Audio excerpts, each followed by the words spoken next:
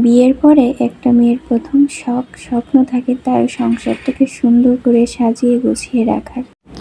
শৌখিন জিনিসের উপর আমার প্রচণ্ড ফ্যাসিনেশন, কিন্তু বাচ্চা ছোট থাকার কারণে সবসময় সব কিছু ইউজ করতে পারি না, কিনতেও পারি না।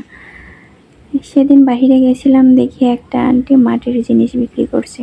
তো সেখানে দেখে এগুলো এত ভালো লাগলো যে রেখে আসতে পারলাম না।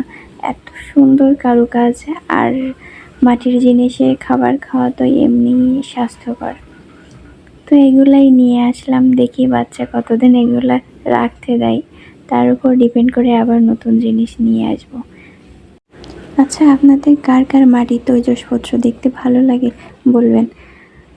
আমার তো খুবই ভালো লাগে। আর আমি এখানে একটা প্লেট, একটা পিস, একটা চায়ের কাপ, একটা পেয়ালা, দুইটা বাটি আর একটা জগ নিয়েছিলাম।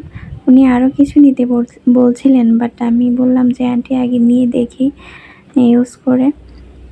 আরও জিনিস নেওয়ার ইচ্ছা ছিল, বাট অনেক দূর থেকে নিয়ে আসা একটা প্রচুর রিস্ক, খুব যত্ন করে আনতে হয়েছে এটা।